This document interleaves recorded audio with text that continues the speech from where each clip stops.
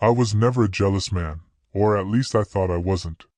Suspicion is a strange thing.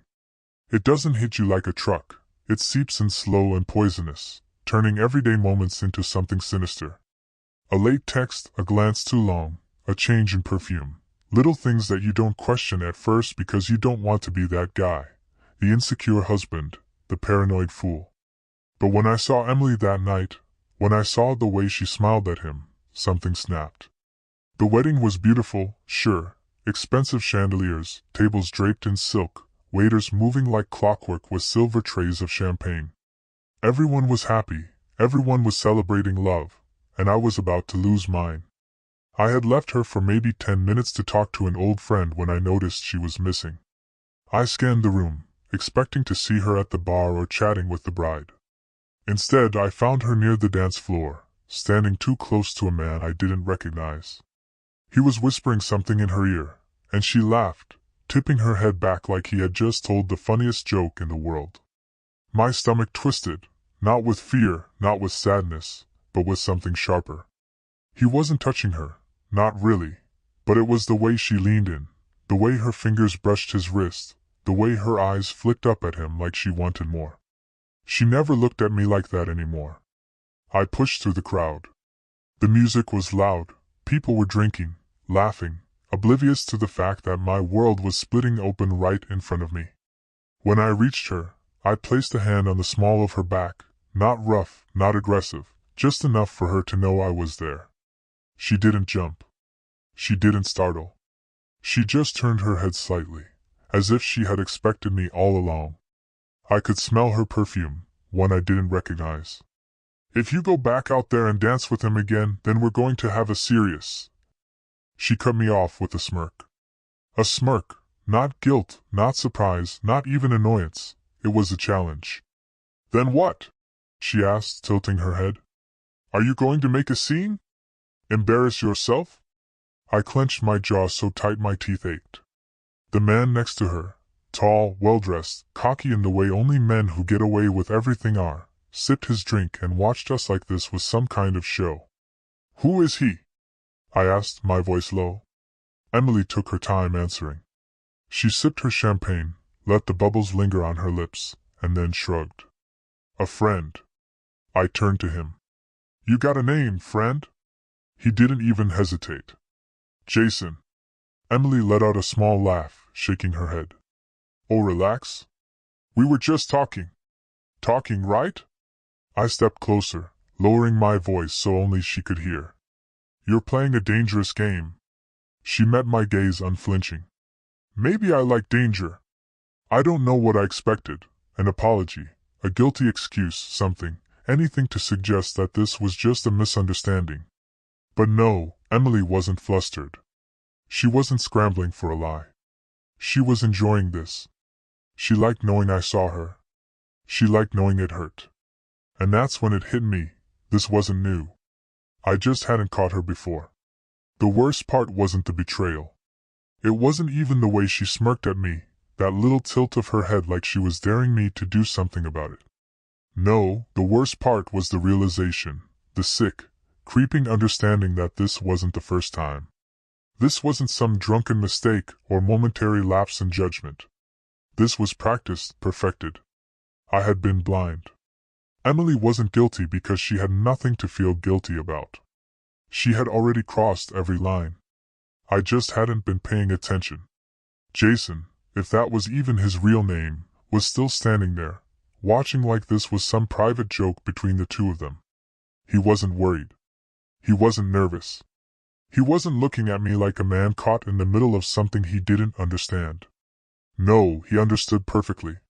He was comfortable because he knew he wasn't the problem. I was. Emily turned back to him like I was just some inconvenience she had to deal with before getting back to her night. She didn't even introduce me. I was her husband, and she didn't even have the decency to say my name. "I'm not having it," I said, grabbing her wrist. Her smirk vanished. "Excuse me? You heard me. We're leaving. Now." She glanced at Jason like he had a say in this. He just took another sip of his drink, completely unfazed. "You're making a scene," she whispered, lowering her voice. I laughed. I actually laughed, a dry, humorless thing that barely made it past my lips. Oh, I'm making a scene? You're the one acting like a single woman at our friend's wedding. Her eyes flickered with something, annoyance, amusement, I couldn't tell anymore. You're embarrassing yourself, she said, her voice smooth, controlled. I tightened my grip just slightly, just enough to remind her I wasn't playing around. Get your coat, Emily. For a second, just a second, I thought she might actually listen. Her jaw clenched, her fingers curled, but she didn't pull away. Then, in the span of a breath, she turned on her heel, slipped her wrist from my grip, and walked straight onto the dance floor, right to him. Jason smiled, setting down his drink, and welcomed her like this was all part of the plan. She slipped her arms around his neck, pressing just a little too close, and they started dancing like I wasn't even there, like I had already been replaced. I saw red. I didn't even realize I was moving until someone grabbed my arm, one of my friends, Mark, a guy I'd known since college. Dude, he said, voice low. Not here. I didn't look at him. I couldn't. If I did, I'd lose it. My wife, was out there, swaying to the music with another man, knowing I was watching, wanting me to watch. I could feel people looking now, whispering. The ones who knew us were pretending not to notice, but they noticed. The bride and groom, the guests, our friends, they all saw it. And Emily? She didn't care. Mark's grip tightened. Let's go outside. Cool off. I wanted to argue. I wanted to stay, march onto that dance floor, and rip her away from him. But I knew what would happen. She wanted me to explode. She wanted me to make a scene so she could play the victim. Not tonight. I exhaled slowly, pried my gaze away from her, and nodded. Yeah, let's go.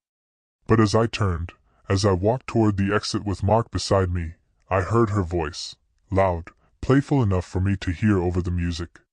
Some men just don't know when to let go. And Jason? He laughed. That was the moment something inside me broke. I wasn't just angry anymore. I was done. I don't remember much of the drive home, just the quiet hum of the engine, my hands gripping the wheel, and the way my mind kept replaying that laugh. The way Jason laughed at me, like I was a joke, like Emily had been feeding him stories, twisting our life into some pathetic narrative where I was the fool she was stringing along. Maybe I was. By the time I pulled into the driveway, I had convinced myself of one thing. I wasn't going to let her control the story. Not anymore. The house was dark when I stepped inside. I didn't bother turning on the lights. I just stood there in the silence, staring at the framed photos on the walls, the vacations, the anniversaries, the holidays, all those smiles, all that time. And for what? I didn't know how long I stood there before I heard the garage door. Emily was home. I turned, watching as she strolled in like nothing had happened, tossing her purse onto the counter and kicking off her heels. She didn't even acknowledge me at first, just grabbed a bottle of water. From the fridge, she took a slow sip like she was winding down after a long day. Then, finally, she looked at me. Are you done sulking? She asked, arching an eyebrow. Sulking? That's what she called it. I took a deep breath, steadying myself. What the hell was that, Emily? She sighed, rolling her eyes like I was being exhausting. It was a dance. Don't insult me, she said. She capped the water bottle, setting it down with a soft thunk against the counter. I don't know what you want me to say, she added. I want the truth. She leaned against the counter, crossing her arms. If you want the truth. She tilted her head slightly, eyes narrowing. I had fun tonight. More fun than I've had in months. I clenched my fists, swallowing the words that burned at my throat. And that's my fault? She let out a short, humorless laugh. You don't exactly make things exciting anymore. There it was, the justification. The excuse? She wanted more fun, and if she had to humiliate me to get it, so be it. I stared at her, at this woman I thought I knew, and asked the only question that mattered. Are you sleeping with him? She didn't answer right away. She just studied me, her lips pressing into a thin line. Then, with an infuriatingly slow shrug, she said, "Does it really matter?" That was it. That was all I needed. I nodded slowly, stepping back like I needed distance from whatever she had turned into. All right. Her expression flickered, just for a second, with something I couldn't quite place: surprise, annoyance, disappointment, that I wasn't screaming. All right, she repeated. I grabbed my keys from the counter, my voice calm. I'm done, Emily. She laughed again, but this time, there was an edge to it. Oh please, you're not going anywhere. I met her gaze. Watch me. Then, without another word, I walked out the door. I sat in my car for a long time. The engine was running, headlights casting a dim glow on the empty street, but I wasn't really seeing anything. I was just there, gripping the steering wheel, breathing slow and steady like I was keeping something caged inside me. She thought I wouldn't leave. That was the part that kept replaying in my head, the certainty in her voice, the way she barely even reacted when I walked out the door, like I was predictable, like I was weak. I could almost hear her voice in my head, laughing with Jason, telling him, "Don't worry, he'll get over it. He always does." The thought made my stomach churn. I needed a plan. I wasn't going to be the guy who begged his cheating wife to stay. I wasn't going to let her keep disrespecting me under my own roof. If she wanted to throw everything away for fun, then fine. But she was going to realize real fast that I wasn't some doormat she could wipe her feet on. So I did something I never thought I'd do. I picked up my phone and called Mark. It rang twice before he answered, his voice groggy. "Dude, it's past midnight. I need a place to stay," I said, cutting straight to the point. There was a beat of silence, then, more awake now, he asked, "You actually left?" "Yeah." Another pause. Then, without hesitation, "Come over." 15 minutes later, I was knocking on his door. Mark opened it, wearing sweatpants and a ratty old t-shirt, his expression a mix of exhaustion and concern. "I'd ask if you're okay, but I'm fine," I lied, stepping inside. Mark closed the door behind me, rubbing the back of his neck. "Did she say anything?" I let out a sharp breath. "Yeah." She said, "Does it really matter?" when I asked if she was sleeping with him. His whole face twisted in disgust. Wow. What a piece of work. I just nodded, sinking onto his couch, feeling the weight of everything settle onto my shoulders. For a moment neither of us spoke. Then Mark sat across from me, leaning forward with his elbows on his knees. "So, what's the plan?" I exhaled slowly. "Tomorrow, I'm calling a lawyer." His eyebrows shot up. "That fast?" "Yeah. I'm not playing games." She made her choice. Mark studied me for a second, then nodded. "Good. You deserve better." I wished I could feel that, but right now, all I felt was rage. And I wasn't done yet. Emily thought I wouldn't leave? Fine. Let's see how she handles what comes next. I didn't sleep that night, not really. I lay on Mark's couch, staring at the ceiling, my mind running in circles. Every time I closed my eyes I saw her. The way she smiled at him. The way she looked at him like I wasn't even a factor, like I had already been erased. By morning, I had one goal: burn every bridge between us. I wasn't just going to leave Emily. I was going to make sure she felt it. At 7 a.m., I was on my phone, scrolling through law firms. Mark was still asleep in the other room, but I was wide awake, fueled by adrenaline and something sharper. I found a lawyer with great reviews, aggressive, smart, the kind of guy who didn't just win, but made his opponent suffer. Exactly what I needed. I dialed. A receptionist answered. "Good morning, Feldman and Tate Law Office. How can I help you?" "I need a divorce lawyer. Someone who specializes in high-conflict cases." There was a pause, then more professionally she said, "I can schedule a consultation for today, as soon as possible." She hesitated. "Name your price." That got her attention. 30 minutes later, I had an appointment set for noon. Step 1 done. Now for step 2. I grabbed my laptop and started digging. Bank statements, credit cards, anything that could tell me where Emily had been when she wasn't with me. I wasn't just leaving. I wanted proof. If I could hit her with adultery, I wanted to make sure she paid for it. And then I found it. A charge from the Wellington Hotel. 2 nights paid in full. My stomach twisted. I stared at the screen, my pulse hammering in my ears. I clicked on the transaction details, hoping, praying that it was some kind of mistake. It wasn't. The reservation was for 2 guests. She hadn't even tried to hide it. I sat back, running a hand down my face. There it was, proof. I could have stopped there. I could have taken that to my lawyer and let him handle the rest, but something in me, some dark, vengeful part, wanted more.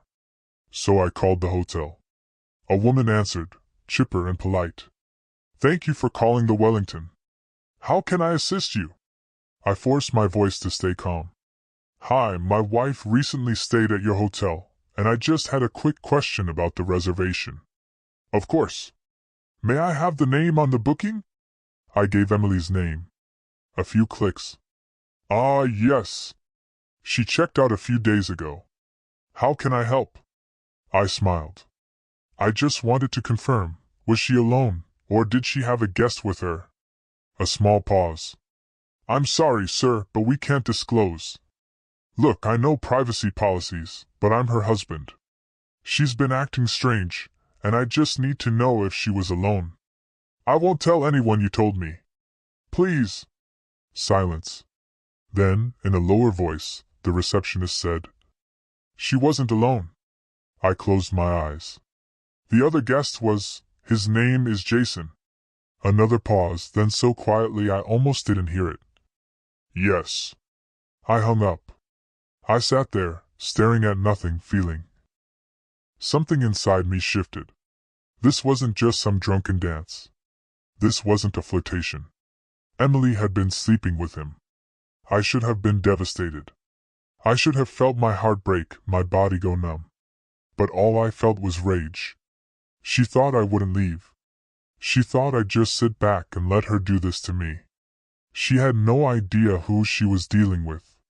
By the time noon rolled around, I wasn't just ready for this. I was hungry for it. I sat across from my lawyer, Daniel Feldman, in his sleek office with its cold glass desk and perfectly arranged bookshelves. He was in his 50s, sharp-eyed, and radiated the kind of confidence that told me he'd seen it all. I liked him immediately. So, he said, flipping through the papers I had brought, the bank statements, the hotel receipt, everything. Your wife's been stepping out on you. Yeah, I said, my voice flat. And I'm not here to play fair. He smiled. Good, I said, leaning forward with my elbows on the desk. I want a divorce, and I want her to suffer. Feldman nodded, completely unfazed. All right, let's start with assets. What's in your name? House. My car. Joint savings. But I make more. She's been spending more, though. A lot more. He tapped his pen against his notepad. Any kids? No. That makes this easier, he said, leaning back in his chair. All right, here's what we do. We get ahead of this. If she's been cheating, we prove it. That gives us leverage. Spousal support? Gone. If we play this right, she doesn't see a damn cent beyond what the law forces us to give. I nodded. I already confirmed the hotel stay. She was with him. Feldman smirked. Good man. But we'll need more. Something concrete, photo, message, or witness. Do you have access to her phone records? I hadn't thought of that.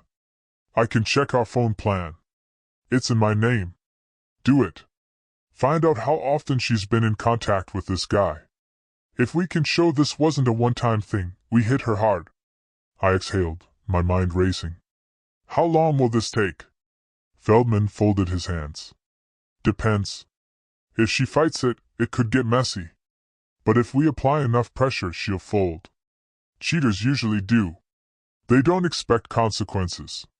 Emily didn't expect consequences. She thought I was weak, predictable. She was about to learn otherwise. I stood, shaking his hand. I'll get you what you need. As I walked out of the office, my phone buzzed. Emily. For a split second, I almost ignored it, but then I smirked and answered. Her voice was sharp. Where are you? Busy. Don't play games, Adam. You didn't come home last night. You won't answer my texts? What the hell is going on? I stepped outside, letting the cold air hit my face. Funny, I said. I was about to ask you the same thing. She exhaled through her nose, irritated. Oh, give me a break. Are you still mad about last night? I laughed. Actually laughed. You're unbelievable, you know that? Adam, save it, she said, her voice dripping with sarcasm. I started walking to my car, my grip tightening on my phone. I know about the hotel, Emily. I know about him. Silence. For the first time, she didn't have a snarky reply. And that silence, that was everything. I climbed into my car, letting the moment drag, letting her feel it. Then, finally I said, I hope it was worth it. And I hung up. The silence didn't last long. Emily called back within seconds. I let it ring. She called again, then switched to texting.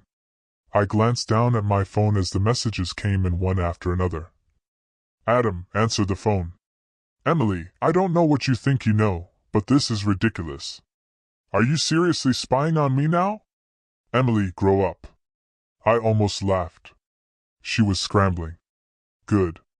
I put the car in drive and pulled out of the parking lot, my mind already 2 steps ahead. I wasn't going to argue over the phone. That's what she wanted, to twist the story, turn this into my fault. Not happening. I had bigger things to do. First, I needed those phone records. I drove straight to the Verizon store, walked up to the counter, and gave the guy my account info. I need a list of all outgoing and incoming calls for the last 6 months. The employee, a bored-looking 20-something, barely blinked. Sure. I can print that for you. A few minutes later, I had the records in my hand. I flipped through the pages, scanning for anything that stood out. And then there it was, Jason's number. Not once, not twice, but hundreds of times. Morning, afternoon, late at night. Calls that lasted for hours. The worst part? She had been calling him while I was at work, while I was sleeping next to her. I clenched my jaw so hard it hurt. I snapped a picture of the records and sent them straight to Feldman with a simple message. Use this. Step 2, done. Now for step 3. I wasn't just going to divorce Emily. I was going to make sure everyone knew exactly why. I drove home. By the time I pulled into the driveway, her car was already there. She must have left work early. I walked inside, and there she was, waiting in the kitchen, arms crossed, eyes narrowed. Are you done being dramatic? I tossed my keys onto the counter and met her gaze, my expression unreadable. Not even close. Her lips pressed into a thin line. What do you want me to say, Adam? You've already made up your mind. I stepped closer, lowering my voice. Say it. She blinked. What? Say it. Say you cheated.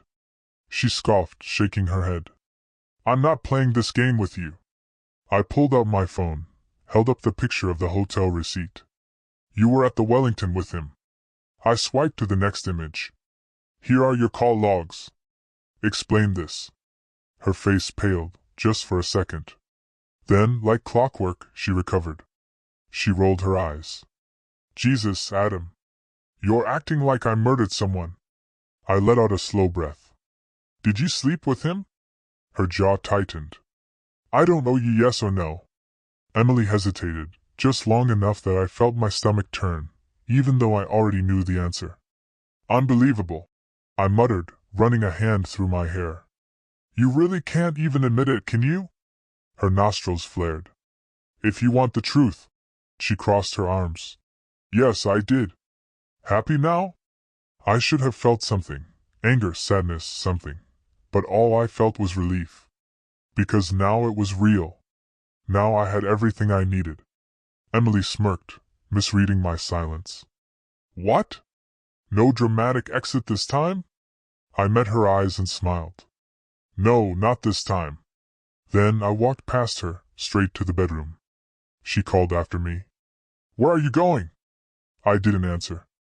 I grabbed a suitcase, packed my clothes, and then, for the final step, I pulled out my laptop, logged into our shared email, and started drafting one simple message to friends and family. Subject: the truth. Emily thought I was weak. She thought I'd stay quiet. She was about to find out exactly how wrong she was. I stared at the email draft, my fingers hovering over the keyboard. I could already imagine how it would play out, the shock, the outrage, the whispered conversations behind Emily's back, the pitying looks I'd get, sure, but mostly the disgust aimed at her. I wanted that. I wanted her to feel what it was like to be exposed. But something about it felt too easy. She was expecting me to be reckless, emotional. She wanted me to act impulsively, to lash out, so she could flip the script and play the victim. That's how she worked. If I'd blasted out this email right now, she'd twist it. She'd tell everyone I was controlling, unstable, overreacting. No. If I was going to do this, I was going to do it right. I deleted the draft, then grabbed my suitcase, walked out of the bedroom, and found her still in the kitchen, scrolling through her phone like none of this even mattered. She glanced up. Where are you going now? I smiled. You'll find out soon enough. She let out a short laugh. Oh, for God's sake, Adam, stop being so dramatic. I tilted my head. Dramatic, Emily?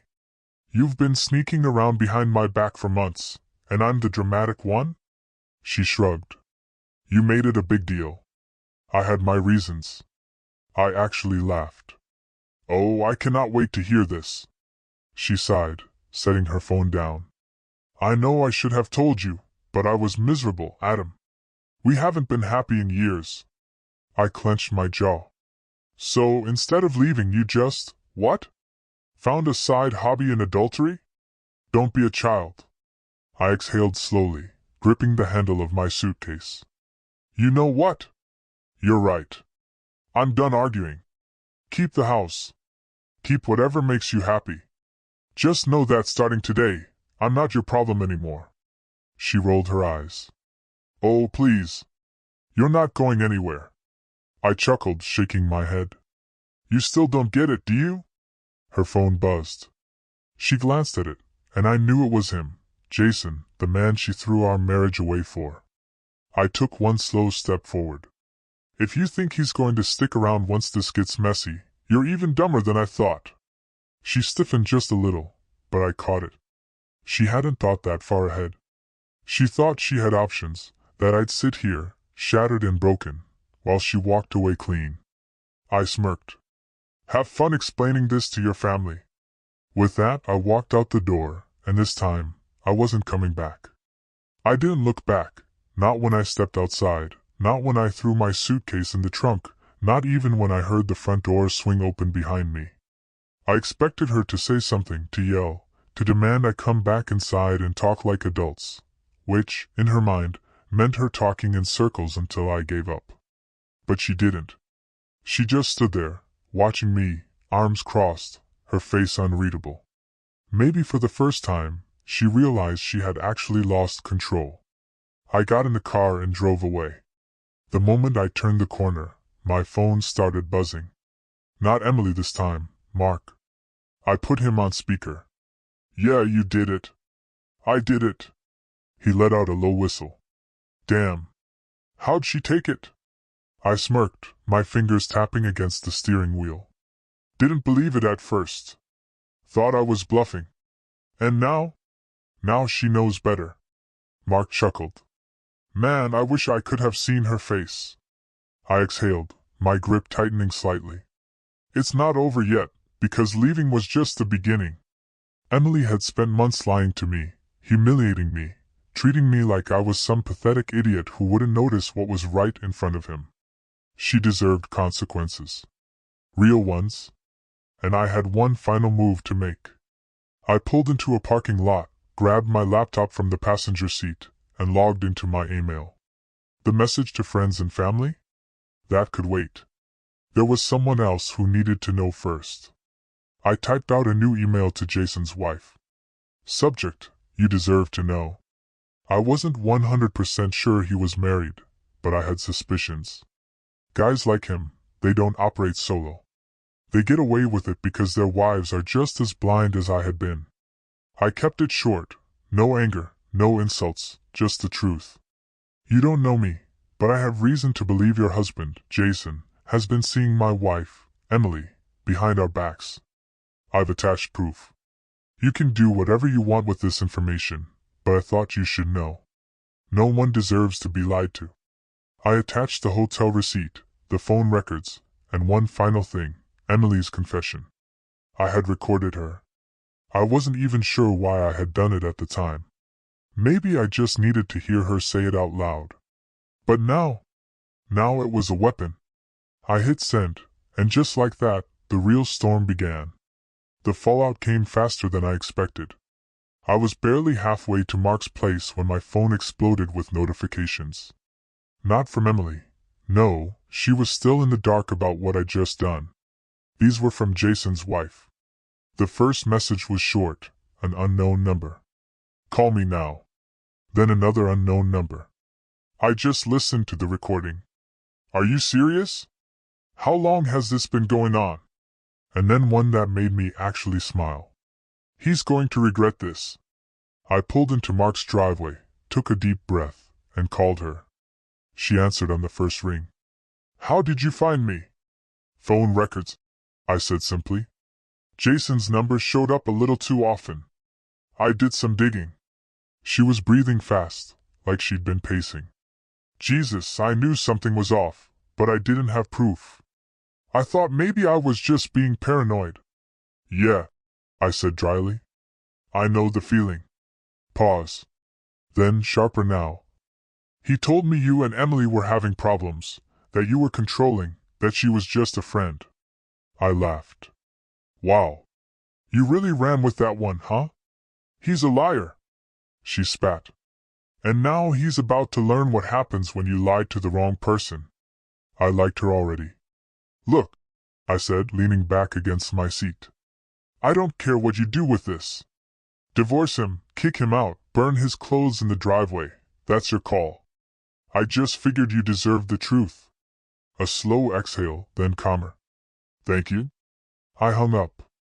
Step 1, complete. Step 2 came half an hour later. Mark and I were sitting in his living room when my phone rang again. This time, it was Emily. I held up the screen so he could see. Showtime, Mark muttered. I answered. Yes? What did you do? I pulled the phone away from my ear as she screamed. Let me guess, I said, keeping my voice light. Jason's wife found him? You had to know, right? She shrieked. You're ruining people's lives. I smirked. You ruined mine first. This isn't a game, Adam. She snapped. I shrugged. Seems like you thought it was.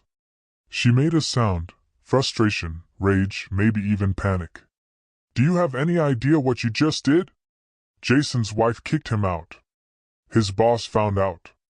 He could lose his job. I feigned shock. Wow. Sounds like cheating has consequences. Who knew? You don't get to act like you're some innocent victim. She snapped. We were miserable. You just didn't want to admit it. You could have left me, Emily, but you didn't. You just wanted to have your fun until I caught you. Silence. I let it stretch, enjoying the weight of it. Then, finally, her voice, quieter now, but still angry. What do you want, Adam? I leaned back against the couch, smirking. I already got what I wanted. She inhaled sharply. I hope you're happy. I laughed. Actually laughed. Oh, I'm getting there. Then I hung up. Mark stared at me. Dude, that was brutal. I grinned. She deserved worse. And for the first time in months, I felt free.